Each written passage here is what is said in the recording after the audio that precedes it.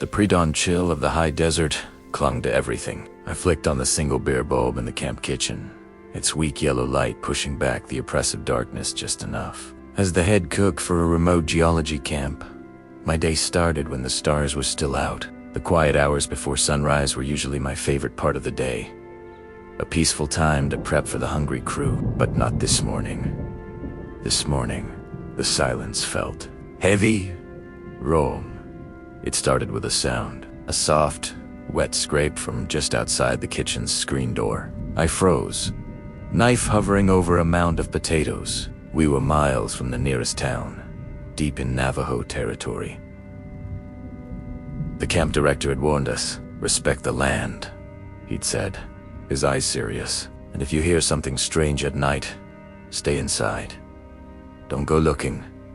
Coyotes, bears, mountain lions, we had them all. I told myself it was just an animal, drawn by the smell of last night's bacon grease. The scraping stopped.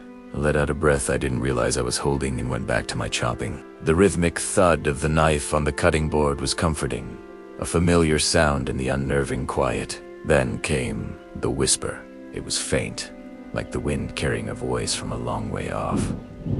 But there was no wind. The air was unnaturally still. The voice. It sounded like my younger brother.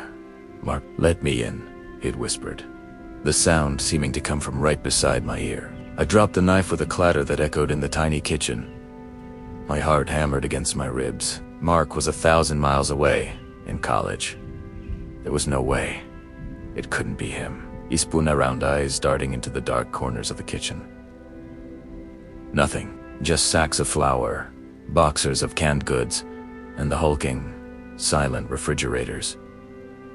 "Who's there?" I called out, my voice shaking. Silence answered me. I must be hearing things. Lack of sleep, the isolation. It was getting to me. I took a deep breath, trying to steady my nerves, and bent to pick up the knife. As my fingers closed around the handle, I heard it again. Tea. Scraping, but this time, it wasn't outside. It was coming from inside the walk-in pantry at the back of the kitchen. A slow, deliberate scrape. Scrape. Scrape, like fingernails dragging against the rough wooden shelves. Every rational thought in my head screamed at me not to open that door. But the camp's entire supply of bacon was in there. And if I didn't have bacon ready by 6 a.m., I'd have a mutiny on my hands. "Funny, guys," I said, forcing a laugh. "Frank, is that you? You're not getting an extra serving for this." I walked towards the pantry, my footsteps unnaturally loud on the concrete floor. My hand trembled as I reached for the heavy metal latch. The scraping stopped the instant my fingers touched the cold steel. The silence that followed was somehow worse. I yanked the door open. A wave of frigid air washed over me. The single bulb inside flickered, casting long, dancing shadows. The pantry was packed with supplies, shelves bowing under the weight of canned peaches and industrial-sized bags of rice. I scanned the narrow aisle. Nothing. No one. Just a smell. A coppery, gamey scent, like a freshly killed deer mixed with wet earth, and something else, something acrid and sour. It was a smell of wrongness. My eyes fell to the floor. There, in the faint dusting of spilled flour, was a track. It wasn't human. It was too long, too narrow, like a dog's paw, but the claw marks were too deep, and there were 5 of them. As I stared, another shape caught my eye. Further down the aisle, behind a stack of potato sacks, 2 points of light glinted in the darkness. Eyes. They were low to the ground, reflecting the dim light with a pale, sickly yellow glow. They weren't the eyes of any animal I knew. They were too intelligent, too aware. They watched me, unblinking. The air grew thick, cold. I couldn't move, couldn't breathe. The thing in the pantry shifted, and I heard a soft crunch, like bones being rearranged. Slowly, a shape began to rise from behind the sacks. It It was tall and painfully thin, its limbs bent at impossible angles. It unfolded itself, its joints popping and cracking in the silence, until its head nearly brushed the low ceiling. It wasn't a man, and it wasn't an animal. It was a horrifying mockery of both. Its skin was tight and grayish, like old leather stretched over a frame of mismatched bones. Its face. I can barely describe its face. The features were vaguely human, but distorted, pulled into a permanent, horrifying grin. The yellow eyes stayed fixed on mine, filled with an ancient, predatory hunger. And then it spoke. It didn't move its lipless mouth, but the voice filled my head, a dry, rasping sound that scraped at my sanity. It used my brother's voice again. "So hungry," it rasped. "Been waiting. Let's cook breakfast together." I finally found my legs. I didn't scream. The sound was trapped in my throat, a knot of pure terror. I slammed the heavy pantry door shut, fumbling with the latch, my fingers slick with cold sweat. I heard a thud against the inside of the door. Then another, harder this time, making the metal shudder. A shriek tore through the wood, a sound that was part human, part coyote, and part something else entirely. A sound that no living creature should ever make.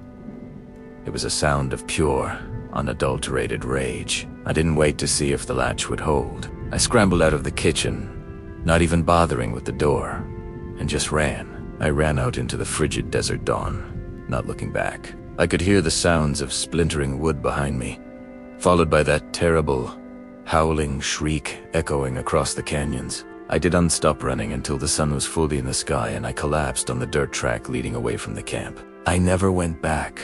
They could find someone else to cook their bacon, because I know what I saw in that pantry. The camp director called it a legend, a story to scare outsiders, but I saw its eyes. I heard its voice, and I know it's no story. It's out there, in the dark, quiet places of the world. And it's hungry. Always so hungry. The streetlights cast long, eerie shadows across the asphalt as I drove home from my late-night soccer game. The familiar road felt different tonight, wrapped in a thick, unsettling silence. That's when I saw it. Up ahead, something was crossing the road. It wasn't a deer, or a coyote, or any animal I could recognize. It was tall, impossibly thin, and moved with a jerky, unnatural gait. It was on all fours, but its limbs were too long, bent at angles that made my stomach churn. I slowed the car, my hands gripping the steering wheel. Its head snapped in my direction, and for a split second, my headlights caught its eyes. They weren't animal eyes. They glowed with a faint, malevolent light, seeming to stare right through me. Then, as quickly as it appeared, it scurried into the dense woods bordering the road, vanishing into the darkness. My heart was pounding against my ribs. I wanted to floor it, to get home as fast as I could, but a morbid curiosity held me back. I had to know what I just saw.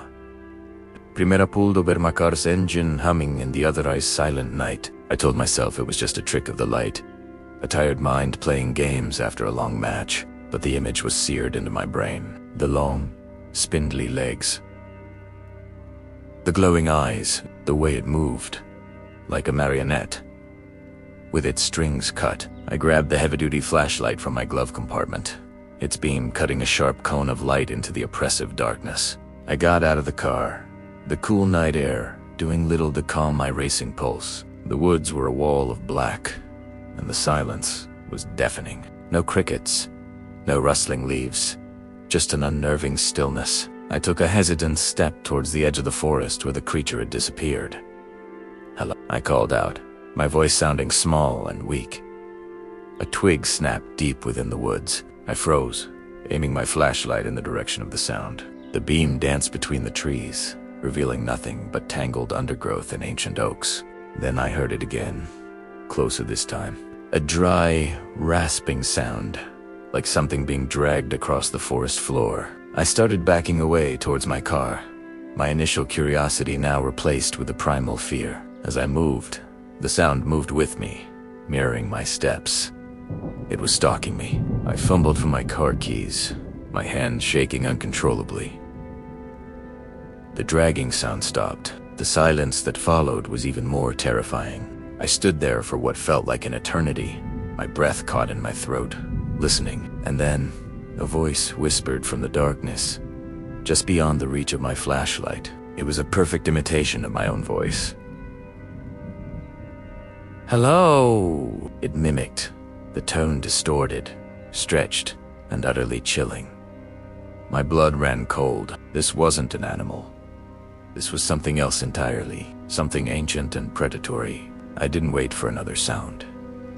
I scrambled back into my car, slammed the door shut, and locked Italiano. As I fumbled to start the engine, I saw movement in my side mirror. A tall, gaunt figure was emerging from the trees. It stood on two legs now, its silhouette framed against the moonlight. It was impossibly tall, its form shifting and contorting in the dim light. Its head was tilted at an unnatural angle, and those same glowing eyes were fixed on me. The engine finally roared to life. I threw the car into drive and slammed my foot on the gas, tires screeching as I peeled away. I didn't dare look in the rearview mirror. I just drove, my eyes locked on the road ahead, my knuckles white on the steering wheel. The drive home was a blur of panic and adrenaline. I burst through my front door, locking and bolting it behind me, my back pressed against the wood as I tried to catch my breath. The house felt safe, but the image of that thing, of its glowing eyes and twisted form, was burned into my mind. I spent the rest of the night huddled in my living room, lights on, jumping at every creak and groan of the old house. Sleep was impossible. Every time I closed my eyes, I saw it. The next day, I tried to rationalize it. Maybe I was more tired than I thought. Maybe it was a strange-looking animal, and the fear did the rest. But I couldn't shake the feeling of being watched. That afternoon, I decided to go back. I needed proof that I wasn't crazy. In the broad daylight, the spot on the road looked completely normal. The woods seemed less intimidating. I cautiously entered the forest, my phone ready to record. I found the spot where the twig had snapped, and there, in the soft dirt, were tracks. They weren't human, and they weren't from any animal I knew. They were long and narrow, with claw-like indentations at the tips.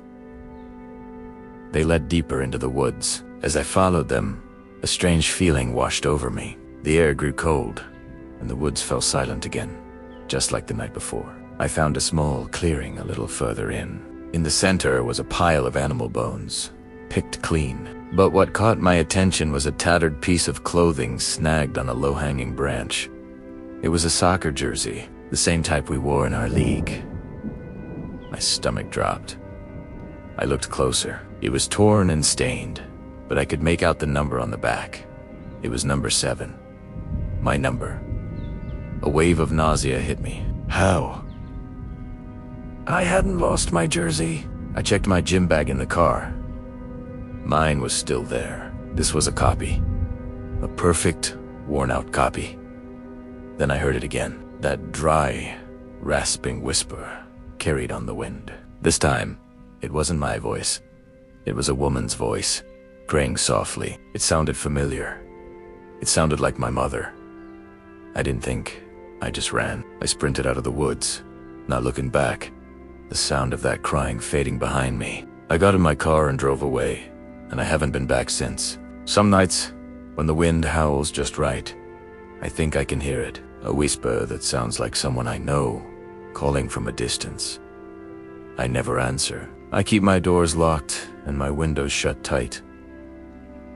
I don't play soccer late at night anymore. I don't drive down that road after dark. I know what I saw wasn't just an animal. It was something that wears the skin of your fears. Something that mimics the voices of those you love.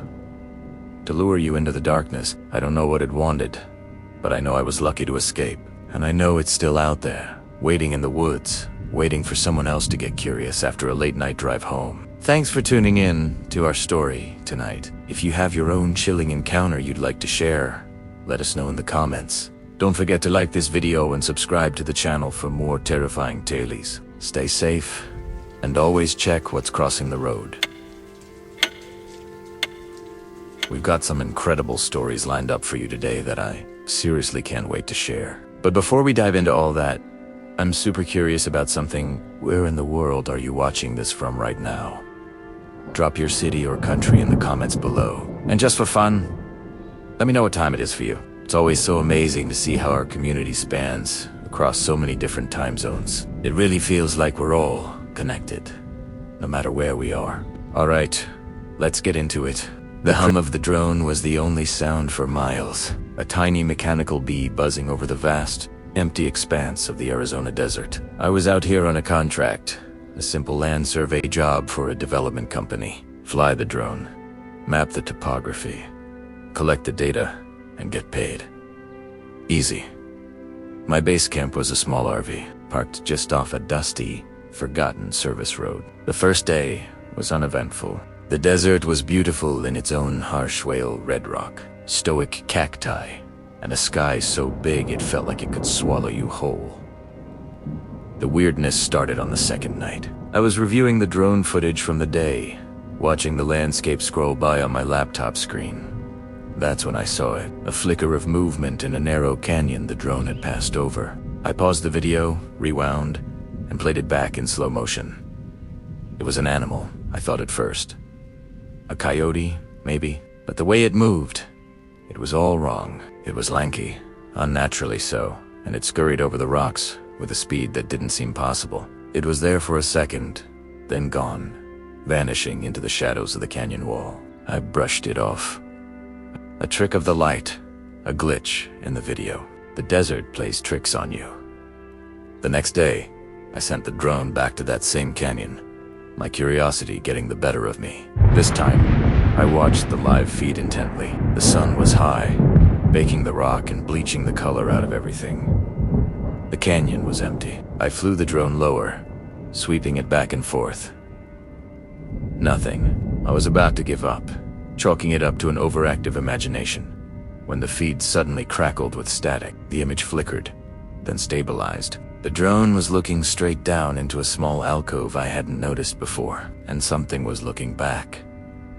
It was a face, but it wasn't human. It was long, emaciated, with hollowed-out eyes that seemed to absorb the light.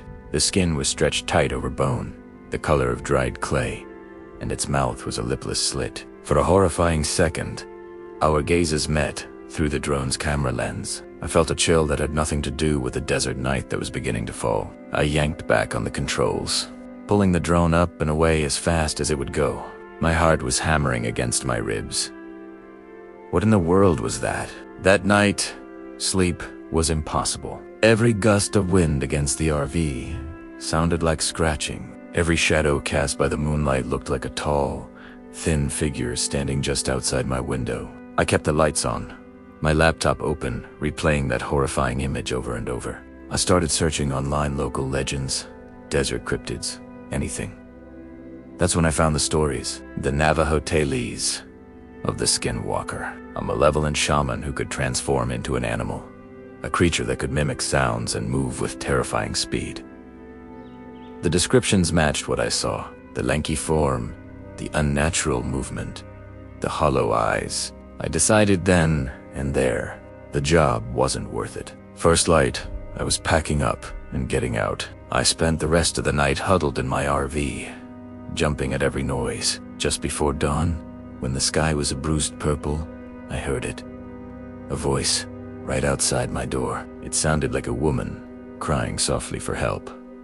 My blood ran cold. I knew there was no one for miles. It was a trick. The stories I read said they mimicked voices to lure you out. I stayed put, my hands shaking, listening as the crying slowly faded, replaced by a low, guttural, clicking sound. As soon as the sun was fully up, I was in motion. I didn't even bother to properly pack my equipment. I just threw everything into the RV. I went outside to retrieve the drone, which I'd left charging on a small table. It was gone. The charging cable was still there, but the drone itself had vanished. In its place, on the dusty ground, were footprints. They were long and narrow, like a bare human foot, but the toes ended in what looked like claw marks. They led away from my RV, disappearing into the scrub brush. I didn't need any more convincing. I jumped into the driver's seat, fired up the engine, and peeled out of there, kicking up a massive cloud of dust. I didn't look back. I drove for 2 hours straight without stopping, until the red rocks of the desert were just a memory in my rearview mirror. Back in the city, I tried to rationalize it. Maybe the drone was stolen by a local.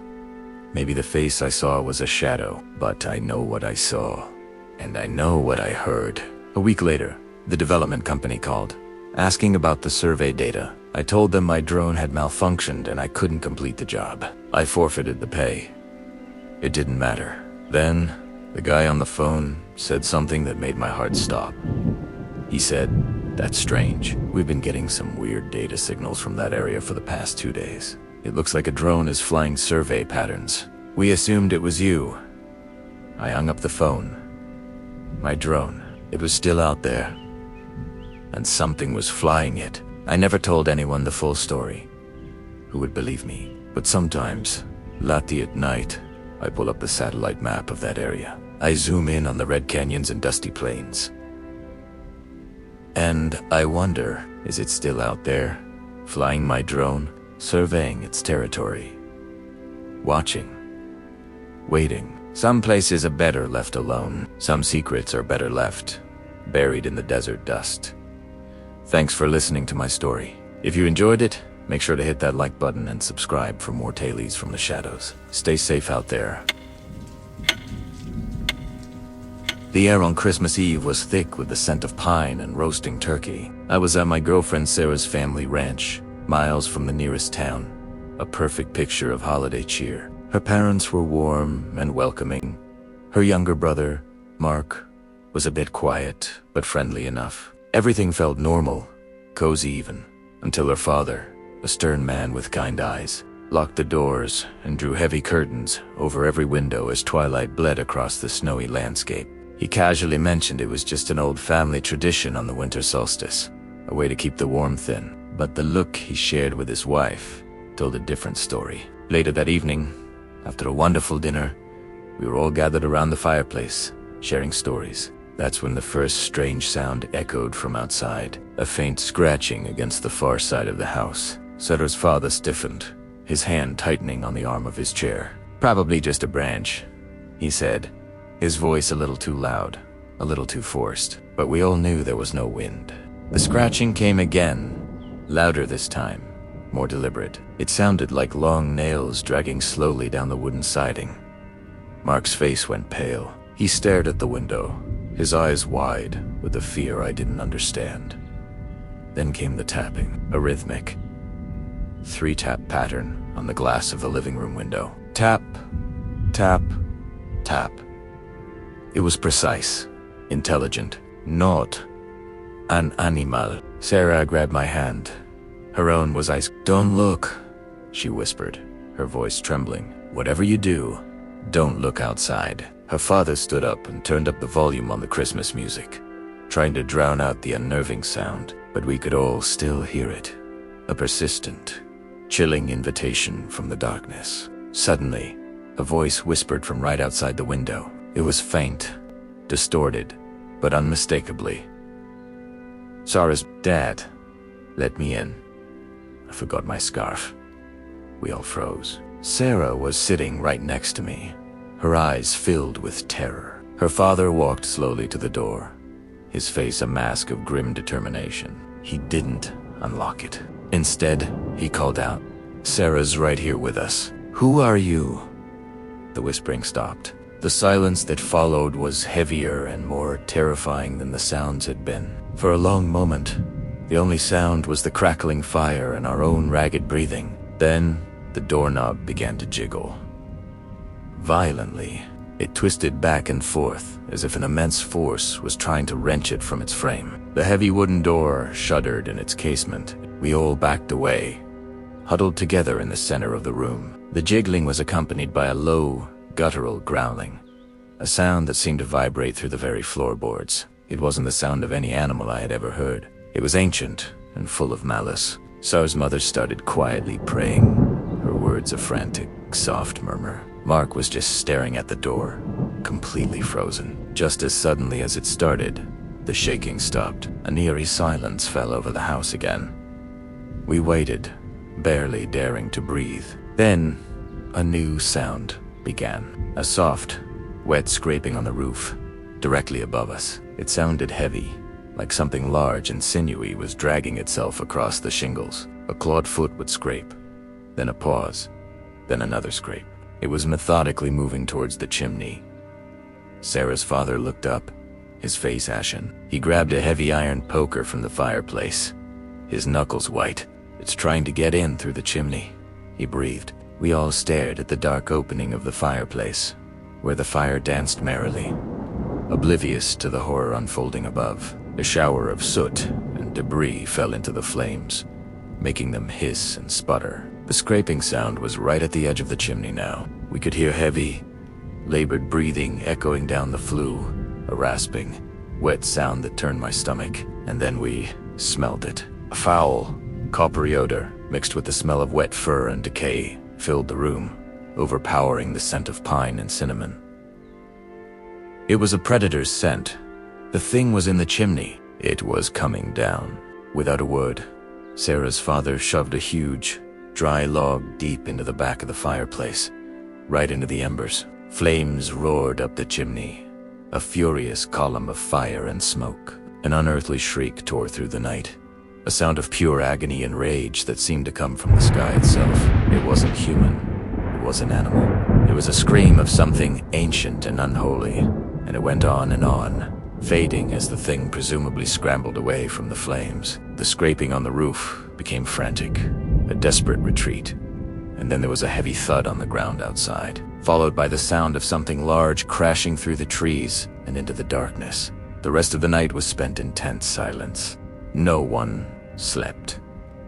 We just sat there, listened to the fire, until the first rays of dawn painted the sky. When her father finally unbarred the door, we stepped outside. The snow was a pristine, unbroken blanket around the house, except for one spot, directly under the chimney.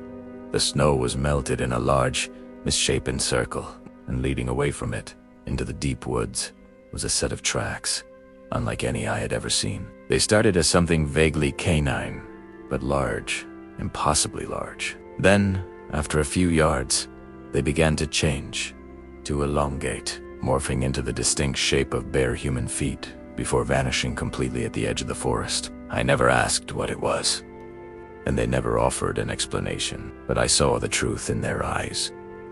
We left later that day, and I've never been back to that ranch. Every Christmas Eve, when the night gets quiet, I can still hear that tapping and that horrible, whispered voice, pretending to be someone it's not. Thanks for listening, and remember to subscribe for more chilling stories. Stay safe out there.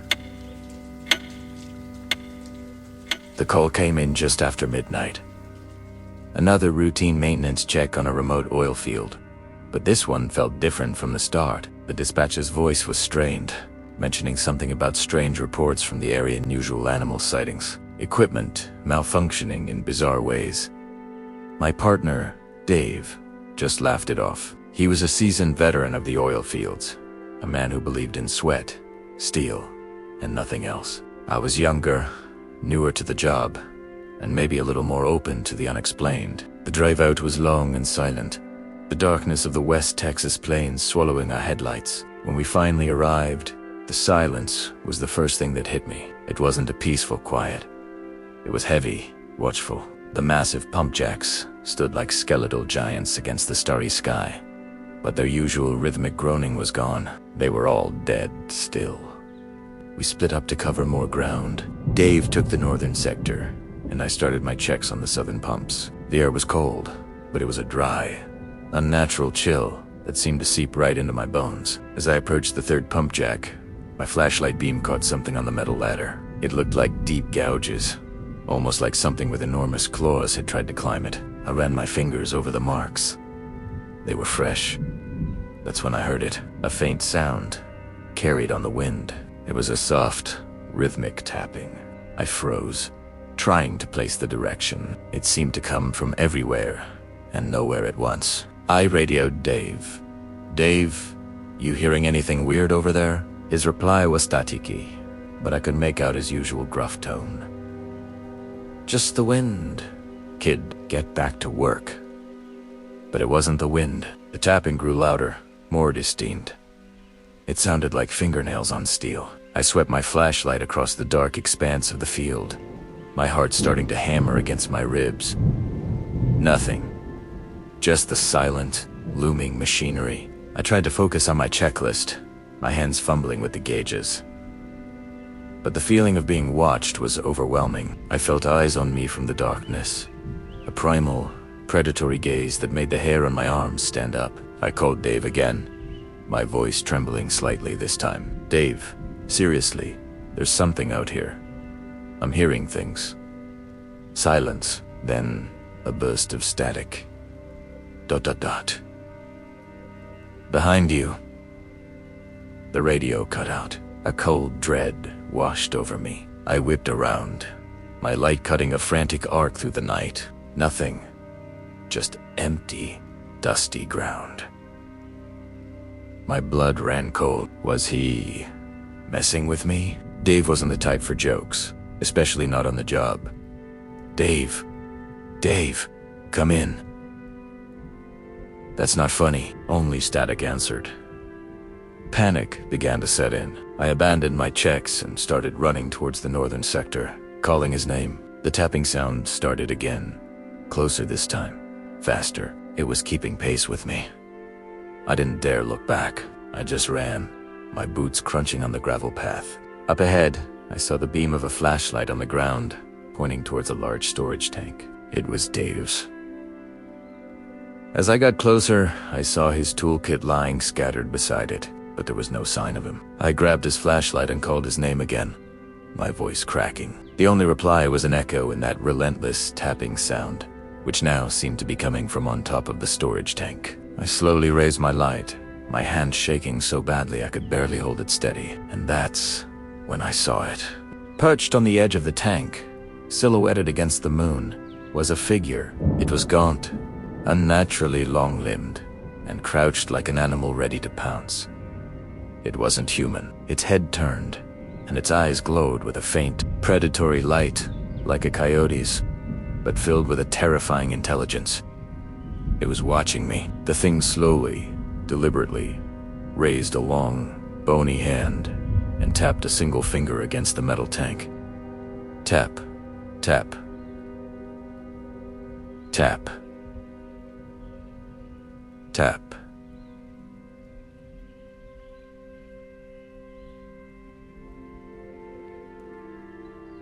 Tap. Tap. Then, it spoke, and the voice that came out of it was a perfect imitation of Dave's. Just the wind, kid. My mind screamed. I couldn't move, couldn't breathe. The creature tilted its head, a grotesque parody of curiosity, and spoke again, this time mimicking the dispatcher's strained voice from the phone call.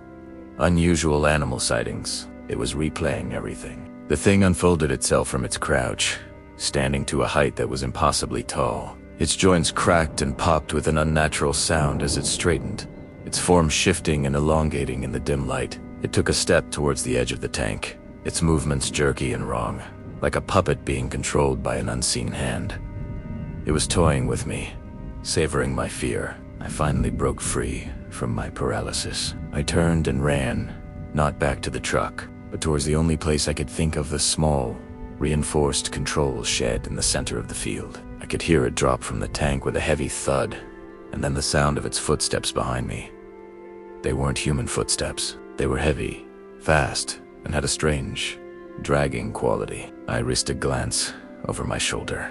The thing was running on all fours, its body contorted into a nightmarish, canine form, closing the distance with terrifying speed. I've never run so fast in my life. The shed seemed a mile away. The creature was getting closer. I could hear its breathing now, a ragged, guttural sound that was filled with hunger. I threw myself against the steel door of the shed, fumbling with the handle. ETH was locked. My heart sank. I was trapped. I braced myself for the impact, for the claws I knew were about to tear into me. Then I remembered the emergency keypad. My fingers, slick with sweat, flew over the numbers, praying I remembered the code. The lock clicked open just as the creature slammed into the door behind me. I scrambled inside, throwing my whole weight against the door to shut it. The thing on the other side threw itself, against the steel again and again. The impacts shaking the entire small building. A high-pitched shriek of pure rage and frustration echoed from outside, a sound that will haunt my nightmares forever. Then, the pounding stopped. Silence returned, just as heavy and watchful as before, but I knew it was still out there, waiting. Through the small, reinforced window, I could see it pacing back and forth, its form constantly shifting, melting from a wolf-like shape to something vaguely human and back again. And then it started talking. It used Dave's voice, begging me to open the door, telling me he was hurt. It used my mother's voice, crying, asking why I wouldn't help her. It cycled through voices it had no way of knowing, voices from my past, twisting my memories into weapons against me.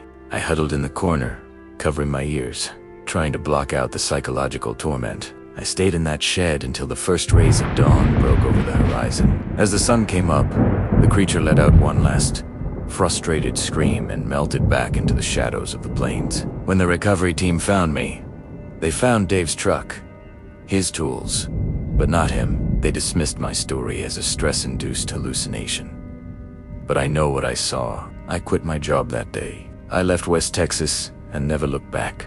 Sometimes, late at night, when the wind blows just right, I can almost hear a faint tapping sound, and I know that thing is still out there, in the vast, dark emptiness of the oil fields, waiting. It can mimic any voice, any sound, but the one thing it can't fake is the soulless hunger in its eyes. So if you're ever out in the middle of nowhere and you hear a familiar voice call your name from the darkness, don't answer. Just run. Thanks for listening. If you enjoyed this story, be sure to follow 4 more tailies from the shadows. Stay safe. The city sleeps, but some of us don't. I was one of them, a night shift security guard at the central train station. It was a cavernous place, a skeleton of its daytime self after the last train pulled out. The grand clock echoed in the silence, its ticks counting down to something I never wanted to witness. My job was simple: walk the platforms, check the waiting areas, and make sure no one was trying to spend the night on a cold, hard bench. It was usually a lonely, boring job, but not tonight. It all started around 2:45 a.m. I was on my final patrol of the main concourse, the beam of my flashlight cutting through the oppressive gloom. That's when I heard it, a koffa. It was a dry, hacking sound that seemed to bounce off every surface, making it impossible to pinpoint. I froze, my heart kicking against my ribs. I called out, "Hello, station's closed. You need to leave." The only reply was the echo of my own voice. I figured it was probably just a vagrant I'd missed, hiding in one of the darkened kiosks. I swept my light across the empty food court, the closed ticket counters. Nothing. Just rows of empty seats and the faint smell of disinfectant. I continued my patrol, a little more on edge now. I walked down the ramp to platform for the air growing colder, heavier. That's when I saw him. A man was standing at the far end of the platform, right at the edge, staring down into the dark, empty tracks. He was just a silhouette against the dim safety lights. I sighed, ready for the usual routine. "Sir," I called out, my voice firm. "The station is closed. There are no more trains tonight. You have to go." He didn't move. He didn't even seem to hear me. I started walking toward him, my boots crunching on the gritty platform.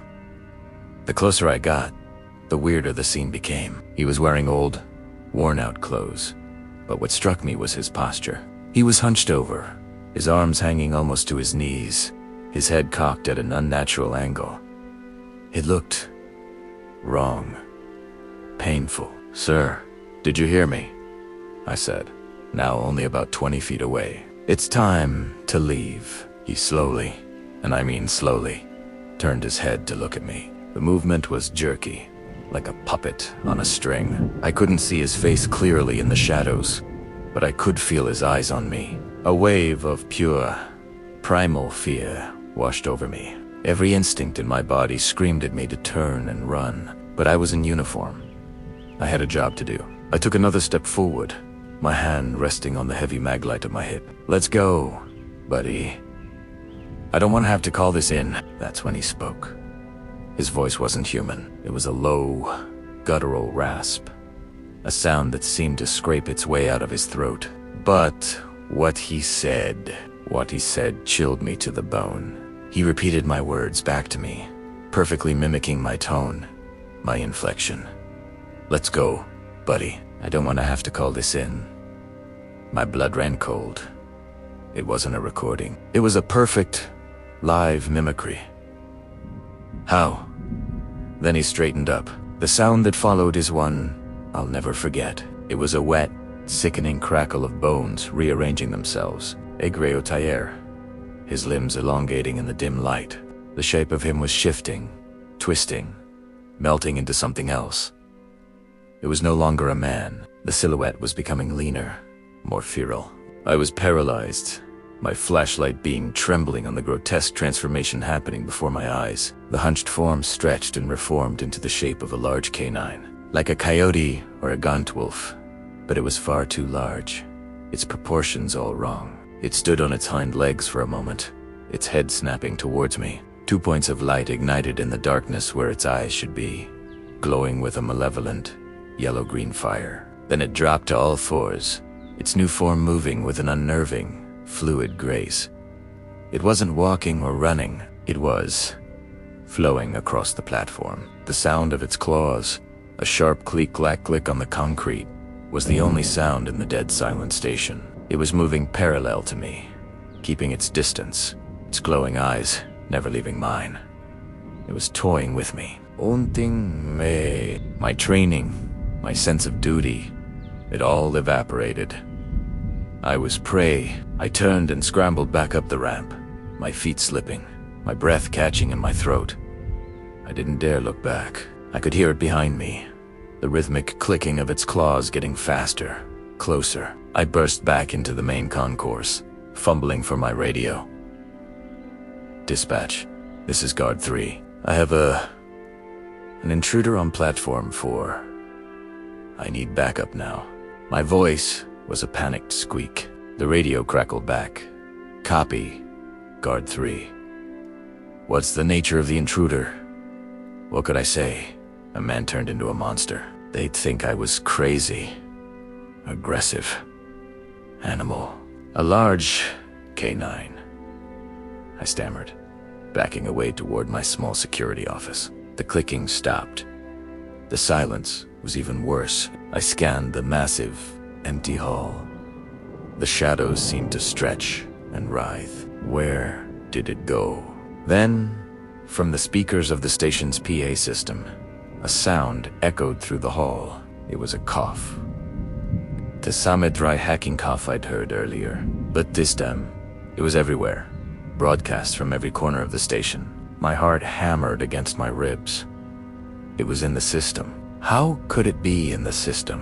The PA system was controlled from my office. I sprinted the last few feet to the security booth, slammed the heavy door shut, and threw the deadbolt. My hands were shaking so badly I could barely fit the key. I peered through the reinforced glass window, my eyes darting around the empty concourse. It was toying with me, letting me think I was safe. Then, another sound from the PA system. It was my voice again, that panicked call to dispatch. "Dispatch, this is Guard 3. I have an intruder." It played the recording of my terror back to me, a cruel, mocking echo. I backed away from the window, pressing myself into the far corner of the small office, my eyes glued to the monitors. They showed every platform, every hallway, every dark corner of the station. All empty, but the sounds continued. Now it was the voice of the late-night janitor, Maria, who'd left hours ago. "Have a good night, Carlos," the speakers chirped in her friendly voice. Then the voice of my supervisor from a phone call yesterday. It was replaying my life, my interactions, my fears, for an audience of one. I sat there, trapped in my glass box, for what felt like an eternity. The taunting voices finally stopped, replaced once again by that deafening silence. The sun was starting to rise, casting long gray fingers of light through the station's massive windows. The shift was almost over. I started to think, maybe it was gone. Maybe it was a hallucination, a stress-induced nightmare. And then I saw it, on the monitor for platform 4. It was standing right where I first saw it, at the edge of the tracks. But it wasn't the man, and it wasn't the creature. It was me, a perfect double, wearing my uniform, holding my flashlight. It stood there, motionless, looking directly into the security camera. It slowly raised a hand and gave a little wave. Then, it smiled. Its smile was too wide, filled with too many teeth. It wasn't my smile. It turned and leaped down onto the tracks with an impossible, inhuman agility and disappeared into the darkness of the tunnel. I didn't move from that office until my replacement arrived. I quit that day. I told them the stress was too much. How could I explain that the station had a new, permanent resident? Sometimes, late at night, when the city is quiet, I think I can hear the faint sound of a train station, PA system carrying on the wind, broadcasting a voice that sounds an awful lot like mine. I've always found a strange sort of peace and solitude. That's why I took the job, a seasonal gig cleaning up a remote archery range deep in the Arizona wilderness. The main range was closer to town, but this one, the advanced course, was miles out, nestled in a small, dusty canyon. The season had just ended, and my job was simple: collect the stray arrows, patch up the targets, and generally get the place ready for winter. The pay was good, and I'd have the whole canyon to myself for a week, or so I thought. The first day was exactly what I'd hoped for. The sun beat down, the air was still, and the only sounds were the crunch of my boots on the gravel path and the distant caw of a raven. The range was laid out along a winding trail, with targets big foam blocks shaped like deer. Bears and coyotes cucked between juniper trees and dusty red rock formations. It was peaceful, almost meditative work. By the second afternoon, I'd made my way to the far end of the course. This section was the most rugged, dipping down into a narrow wash. As I was pulling a carbon arrow from a foam coyote, I heard a sound. It was a whistle, a high, thin tune that seemed to echo off the canyon walls. I stopped, listening. It wasn't a bird. It was a human tune, but off. It was disjointed, like someone was trying to remember a song but could only recall broken pieces. I scanned the rim of the canyon. Nothing. Just rock, sky, and the occasional hardy shrub. I shrugged it off. Probably just the wind playing tricks, or maybe another hiker further down the trail system. I went back to work, but the feeling of being alone was gone. Every snap of a twig, every rustle of leaves, made me glance over my shoulder. The sun started to dip low, painting the canyon in long, eerie shadows. I decided to call it a day and head back to the small maintenance shed where I was staying. That night, sleep didn't come easy. The shed was just a single room with a cot, a small table, and a battery-powered lantern. As I lay there, trying to read, I heard it again. The whistle. This time, it was closer, right outside the shed. The tune was the same, fragmented and unsettling. I held my breath, my heart hammering against my ribs. Then came a new sound, a soft, rhythmic scratching against the wooden door. My blood ran cold. I wasn't expecting anyone. The main gate was locked miles back. I grabbed the heaviest thing I could find, a hefty tire iron from the small toolkit. "Who's there?" I called out, my voice trembling more than I wanted it to. Silence. The scratching stopped. The whistling stopped. I waited, minutes stretching into what felt like hours, my knuckles white around the tire iron. Nothing. Eventually, convincing myself it was just an animal, a raccoon or a coyote, I crawled back into my cot, but I didn't sleep. I just listened to the dead silence of the desert night. The next morning, I checked the door. There were long, deep scratches in the wood, far too thin and precise for a coyote's claws. They looked almost like they'd been carved with a sharp rock. A shiver went down my spine. I wanted to pack up and leave right then, but my rational mind took over. I had a job to do. I couldn't just abandon it because of a weird noise and some scratches. I decided to work my way back from the far end of the range, heading towards the entrance. The sooner I finished, the sooner I could leave this place. As I walked the trail, the feeling of being watched was overwhelming. It was a physical pressure, like the air itself was heavy and pressing in on me. I kept my head on a swivel, my hand never far from the hatchet on my belt. I reached a section of the course with a target shaped like a mountain lion, perched on a plaster rock. As I got closer, I saw something was wrong. The foam target was shredded, torn to pieces with a violence that made my stomach churn. But that wasn't the worst part. Lying in a neat, deliberate circle around the destroyed target were several small, polished animal bones. Ribs, vertebrae, a jawbone, all picked clean. This wasn't an animal. This was a display. Mensaje. Fear, cold and sharp, finally broke through my denial. This wasn't a prank. Something was out here with me. Something intelligent and malicious. I abandoned all pretense of working. I turned and started walking, fast, back towards the shed. I just needed to grab my keys and my phone and get to my truck. As I rounded a bend in the trail, I saw it, standing about 50 yards ahead. Next to another target of foam deer was a figure. It was tall and unnervingly thin, with limbs that seemed just a little too long for its body. It was draped in a ragged, dusty coyote pelt, the animal's head hanging limply over its own, like a grotesque hood. It was perfectly still, just watching me. I froze, my breath catching in my throat. I couldn't see a face under the pelt, just a deep, dark shadow. We stood there for a long moment, the silence broken only by the buzzing of insects. Then it moved. It raised one long arm and pointed a finger along, bony fingered directly at me. And then it spoke, or rather, it mimicked. In a perfect, chilling imitation of my own voice from the night before, it whispered, "Who's there?" Panic obliterated every rational thought. I didn't scream. I didn't even think.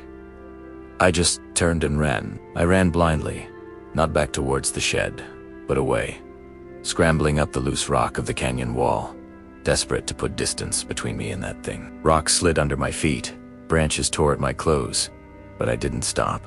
I could hear it behind me, not running, but moving with an unnerving, loping gait, and it was whistling that broken, awful tune. I managed to claw my way to the canyon rim. I risked a glance back. It was standing at the bottom, looking up at me. It slowly lifted the coyote pelt from its head. In the dimming light, I couldn't make out the features clearly, but what I saw wasn't human. The face was distorted, stretched, the skin tight over a bone structure that was all wrong. The eyes were just dark pits, and the mouth opened impossibly wide into a silent, mocking grin. I didn't wait to see more. I sprinted across the flat, rocky mesa, my lungs burning, my legs screaming. I didn't know where I was going. I just knew I had to get away. The whistling followed me, sometimes seeming far away, other times sounding like it was right behind my ear. I ran for what felt like an eternity. Night fell completely, and I was running blind, stumbling through the brush, guided only by the faint starlight. I finally collapsed, my body giving out. I lay there on the cold ground, gasping for air, convinced it was over. I listened, waiting for the footsteps, for the whistling, but there was only silence. I don't know how long I lay there before I heard the distant rumble of a truck. Hope surged through me. I got to my feet and staggered towards the sound. It was the highway, the main road I had turned off from days ago. I had run 4 miles, completely disoriented, but I had made it. I stumbled onto the pavement and flagged down the first pair of headlights I saw. The driver, a trucker on a late-night haul, took one look at my torn clothes, my bleeding hands, and my wild eyes, and let me in without a word. I couldn't explain what happened. I just told him I'd gotten lost while hiking. He dropped me off at a 24-hour diner in the next town over. I never went back for my truck or my things. I called the company from a payphone, told them I quit, that there was an emergency and I had to leave. They could keep the paycheck. I took a bus and put as many states as I could between me and that canyon. Sometimes, even now, when I'm alone and it's quiet, I'll hear it. A high, thin whistle on the edge of hearing, a fragment of a tune. And I know it remembers me, And I know that what I saw at that remote archery range was just an animal or a man in a costume. It was something ancient, something that walks in places we've forgotten, wearing the skins of things it has taken, and mimicking the voices of the terrified people it hunts. And it's still out there, waiting. The streetlights had that fuzzy, orange glow they get late at night, casting long, distorted shadows across the empty pickleball courts. It was just past midnight, and the only sounds were the distant hum of the city and the gentle rustle of desert plants in the wash that bordered the park. My buddy, Alex, and I shouldn't have been there, but we were hooked on and this was the only time we could get a court to ourselves. The game was intense. The rhythmic thwack-thwack of the ball echoed in the quiet. We were laughing, trash-talking, just two guys enjoying a late-night match. That's when the first weird thing happened. I served. Alex missed the return, and the bright yellow ball sailed past him, rolling straight towards the dark, gaping maw of the wash. We both groaned. Neither of us wanted to go fetch it from the creepy, black void. "Your miss, your get," I said, trying to catch my breath. Alex grumbled, but started walking towards the edge of the court. He was about to hop the low fence when, from the darkness of the wash, the ball came rolling back. It came to a perfect stop right at the edge of the court. We froze, staring at each other. The air suddenly felt a few degrees colder. "Did you see that?" Alex whispered, his voice tight. He just nodded, my eyes glued to the wash. It was pitch black, a solid wall of nothingness. There was no wind strong enough to do that, and the ground wasn't sloped that way. "Maybe an animal?" I offered, though the explanation felt flimsy even as I said it. An animal wouldn't roll a ball back so perfectly. We tried to shake it off. We were probably just tired, our minds playing tricks on us. Alex picked up the ball, and we resumed our game, but the fun was gone. Now, every sound made us jump. Every shadow seemed to move. The easy rhythm of our game was replaced with a tense, jerky pace. A few minutes later, it happened again. A wild shot, and the ball went flying into the wash. This time, we didn't say anything. We just watched, holding our breath. And again, like some impossible magic trick, the ball rolled out of the darkness and stopped at the court line. My heart was hammering against my ribs. This wasn't an animal. This wasn't the wind. Someone or something was in that wash, playing a game with us. "All right, I'm done," Alex said, his face pale in the orange light. "Let's go. Now." I didn't argue. We quickly grabbed our paddles and water bottles, our eyes darting nervously towards the wash. As we stuffed our gear into our bags, a sound drifted out from the darkness. It was a soft thwack walk, the exact sound of a pickleball being bounced on a paddle. Asterisk thwack walk, THWACK-WOCK ... It was a slow, deliberate rhythm, a mocking echo of our game. A chill, colder than any desert night, snaked its way up my spine. We weren't just being watched. We were being mimicked. My hands fumbled with the zipper on my bag. "Alex," I whispered, "don't look. Just walk to the car." But it was too late. Alex was frozen, his gaze locked on the darkness. It's calling my name," he stammered, his voice barely audible. And then I heard it too, a voice, raspy and distorted, like a recording played backward, was whispering from the wash. It was a grotesque imitation of my own voice. Asterisk AA-Lex. "Come on. One more game. Your serve. Buddy, ... double quotes. Asterisk. That was it. Pure, undiluted terror took over. I grabbed Alex's arm, yanking him out of his trance. "Run." We didn't look back. We sprinted across the parking lot, the sound of our own panicked footsteps mixing with that awful, mimicking voice and the steady thwacked walk of the unseen paddle. It felt like it was right behind us, chasing us. We threw ourselves into the car, and I fumbled with the keys, my hands shaking so bad I could barely get them into the ignition. The engine roared to life, and I slammed the car into drive, peeling out of the parking lot. As we sped away, I dared a glance in the rearview mirror. For a split second, illuminated by my taillights, I saw it. Standing at the edge of the wash, holding our yellow pickleball, was a figure. It was tall and unnaturally thin, its limbs bent at angles that weren't human. But the worst part was its face. It was a pale, distorted mask that looked disturbingly like my own. We drove in silence, the only sound our ragged breathing. We never talked about what we saw that night. We never went back to those courts, day or night. Sometimes, when I'm alone, I can still hear it in my head. That twack thwalk, and that stolen voice whispering from the dark. Whatever was in that wash, it wasn't just playing a game. It was hunting.